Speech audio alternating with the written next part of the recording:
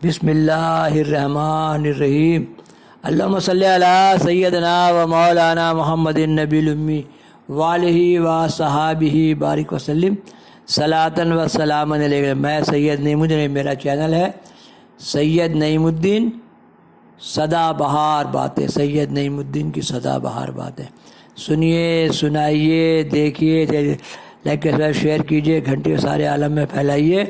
اللہم صلی علی سیدنا مولانا محمد النبی الامی وآلہ و صحابہ بارک وسلم۔ اولیاء اللہ کی شان، یہ 900 سال پرانے واقعات ہیں۔ اللہم صلی علی سیدنا مولانا محمد، پارٹ 6، صفحہ 10۔ حضرت امام صاحب کی دولت مندی، کر و فر اور جاہ و جلال کا بیان۔ مشہور زمانہ کتاب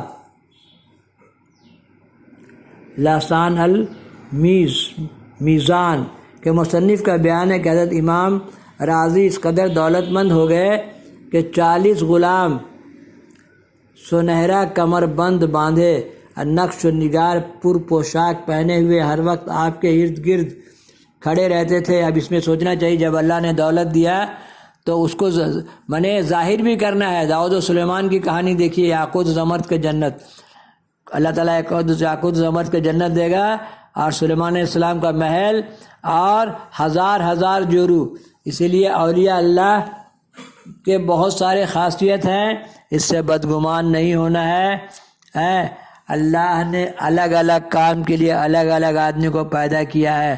اگر یہ میرا پیر بابا لوگ اس شان و شوکت سے نہیں رہتا تو سب مرید لوگ بھیک منگا ہو جاتا ہے۔ ایسا نہیں نا ہے۔ غوث پاک 1000 وائف 1000 کار رکھنا چاہیے آدمی کو، ہے 2.5% دینے کے بعد سب تاجر اپنا پیسہ جیسے چاہے خرچ کرے، 2.5% دے دے، اور اولاد کو کبھی بھی نالت ملامت نہیں کرے، اس کا حق کبھی نہیں چھینے، چاہے وہ جتنا برا ہو، نہیں تو پوتا پوتی ناتی نتنی برباد ہوگا تو تمہاری بے عزتی ہوگی دنیا میں۔ اسی لیے اپنا سرمایہ، اپنا بیٹا اگر نالائق ہے، دماد اگر صحیح نہیں ہے تو پوتا پوتی نتنی ناتی نتنی کو دو۔ عالم لوگ کا بات میں جہاں تہاں مت دے دو۔ آپ سب نے کہا کہ اللہ کے ڈر سے اپنا سرمایہ اس طرح خرچ نہیں کرنا کہ نسل جو ہے نا وہ مفلس ہو جائے، اولاد مفلس ہو جائے، اولاد کو بھی دے کے ٹھیک کرنا چاہیے۔ تو آپ دولت مند ہوئے تو یہ 40 غلاموں کو جو رکھا تھا، ان کی روزی تھی نا ان کے پاس میں، ہے نا۔ جتنے لوگ لوازمات جوڑتے ہیں، خود تو ایک روٹی کھاتے ہیں، لیکن باقی لوگوں کو روزی ملتی ہے، اور نقش و نگار پر پوشاک پہنے ہوئے ہر وقت آپ کے ارد گرد کھڑے رہتے تھے۔ مال و دولت کے ساتھ جاہ و جلال، اعجاز میں بھی آپ کی بہت ترقی ہوئی۔ آپ صورت حال یہ ہو گئی کہ آپ جہاں بھی جاتے، سلطان، امیر و غریب، ہر کش و ناکش آپ کی زیارت اور ملاقات کو آتا تھا۔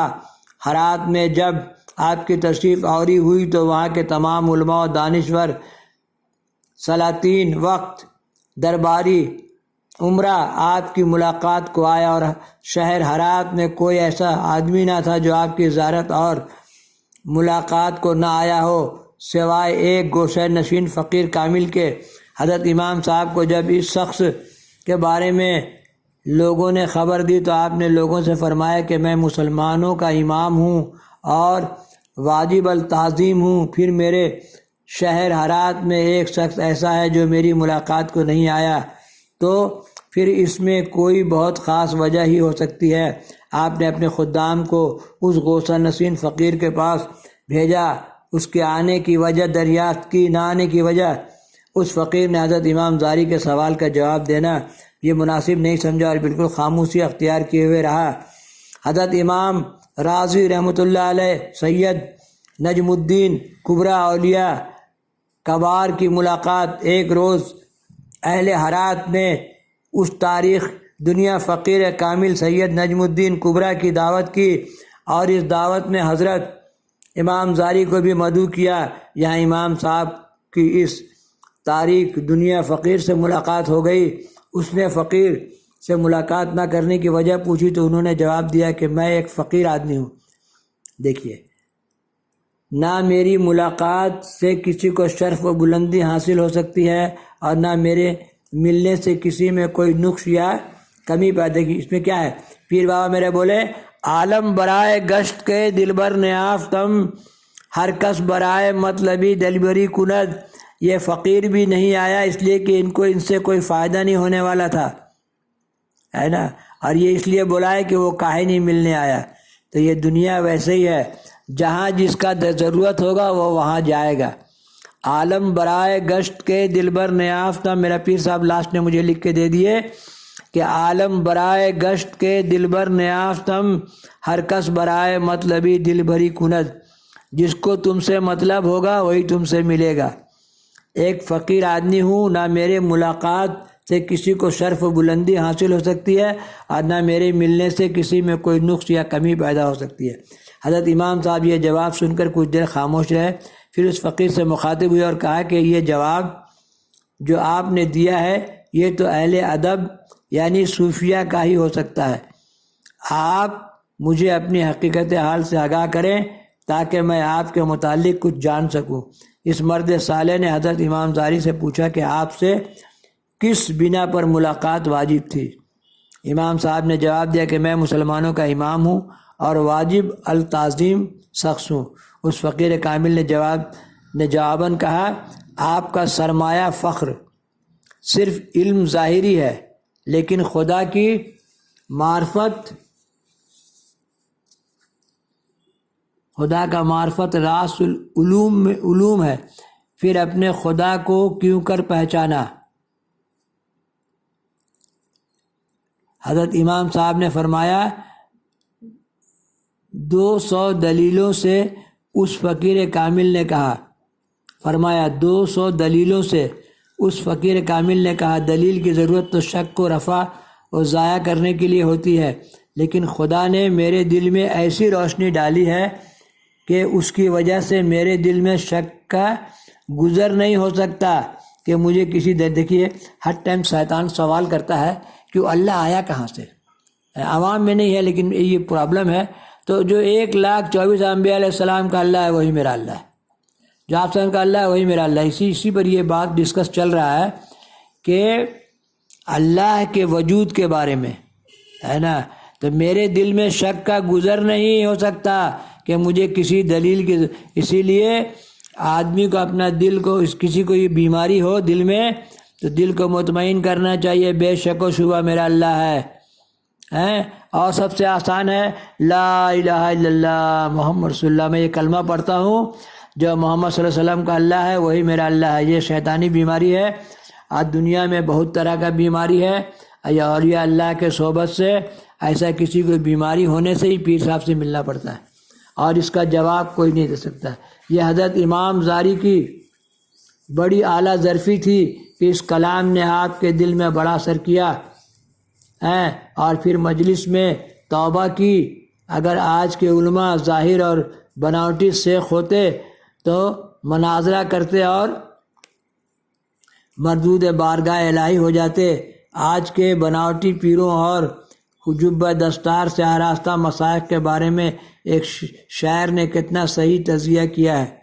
میسر میں جو شیخ آئے اعمال ندارت، جس مال کے تاجر تھے وہی مال ندارت۔ اللہم صلی علی سیدنا مولانا محمد نبی الامی وآلہ وصحبہ بارک وسلم صلاۃ و سلام علیک یا رسول اللہ صلی اللہ علیہ وسلم۔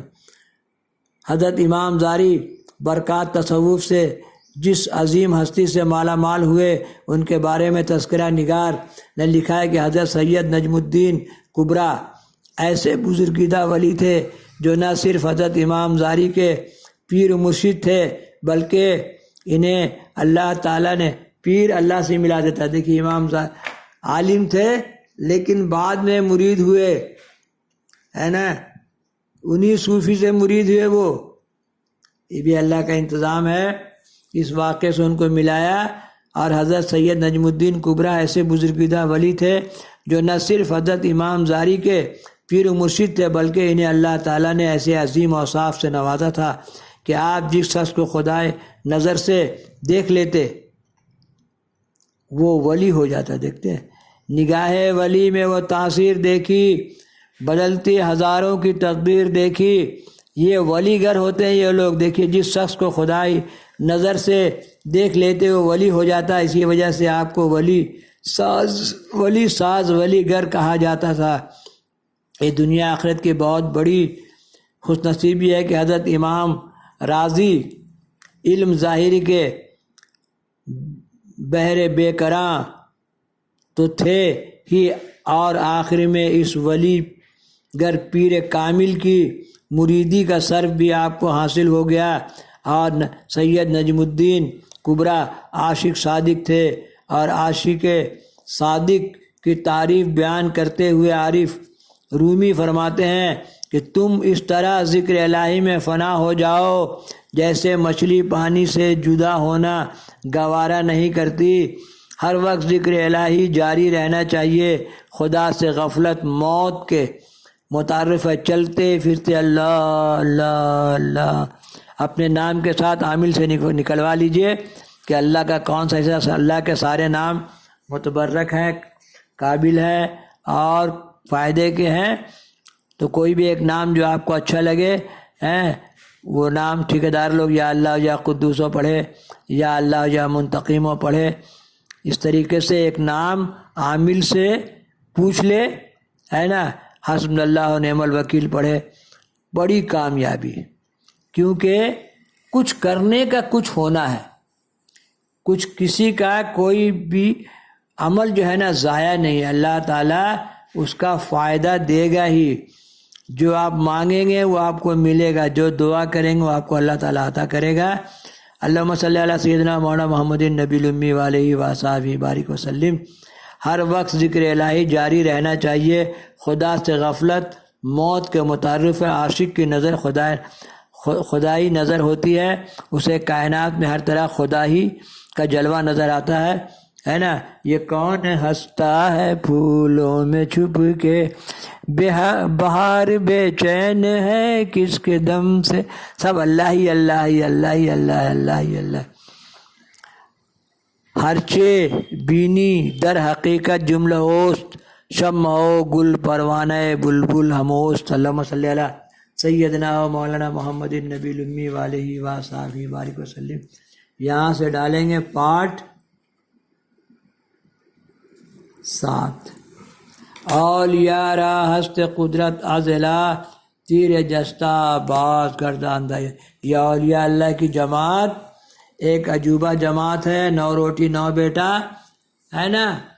ہر آدمی اپنا سلیبس سے اپنا کام سے کام رکھے، 30 پارہ قرآن، 5 ٹائم نماز، یہی ہے اسلام۔ پیسہ ہوگا تو حج ہوگا، زکوٰۃ ہوگا، صحت ہوگا تو روزہ ہوگا۔ اب یہ جو باتیں ہیں یہ سب علم کی باتیں ہیں، اللہ تعالیٰ کی معرفت کی باتیں ہیں۔ یہ بیماری سب کو نہیں ہوتا اور سب پیر بھی نہیں کھوجتے ہیں، تو بلا وجہ وقت ضائع کرنے سے کیا فائدہ۔ ان معاملات میں ڈسکس مت کیجیے، علی ولی ایر پیر اوس گوس، ہے نا۔ اپنا کام میں لگیے، کیونکہ دنیا کو بھی آپ کا بہت وقت چاہیے۔ دنیا کمانے کے لیے بھی وقت چاہیے، آخرت کے لیے بھی۔ 3 پارٹ ہے زندگی کا، اللہ تعالیٰ کے آخرت کے کام کے لیے وقت چاہیے، دنیا کے کام کے لیے وقت چاہیے، اور گھر کا کام کے لیے وقت چاہیے۔ اس تینوں کام میں 8 یا 24 8 گھنٹہ لگا دیجیے، ہے نا۔ 8 گھنٹہ دنیا کا کام، 8 گھنٹہ دین کا کام، 8 گھنٹہ بیوی بچہ کا کام۔ اللہم صلی علی سیدنا مولانا محمد النبی الامی وآلہ وصحبہ بارک وسلم۔ صلاۃ و سلام۔ میرا پیغام محبت ہے جہاں تک، بیوی بچہ اور کام، لا حول ولا قوت الا باللہ العلی العظیم۔ اللہ نے الگ الگ کام کے لیے الگ الگ آدمی کو پیدا کیا ہے۔ جس کو مفتی بننا ہے وہ مفتی بنے گا، جس کو پیر بننا ہے پیر بننا ہے۔ جیسے ہم لوگ ٹیوشن پڑھتے ہیں، جس کو اپنا علم بڑھانا ہے اس سے اس کو ملنا ہوگا، پیر سے ملنا ہوگا، ولی سے ملنا ہوگا، عالم سے ملنا ہوگا، محدث سے ملنا ہوگا، شریف فقیر سے ملنا ہوگا۔ تو بلا وجہ وقت ضائع نہیں کرے، اور اپنا علم بڑھانے کے لیے سب لوگوں سے ملے، فساد کے لیے نہیں ملے۔ فسادی کا ٹھکانہ جہنم، یہ قرآن ہے، کسی بزرگ کا قول نہیں ہے۔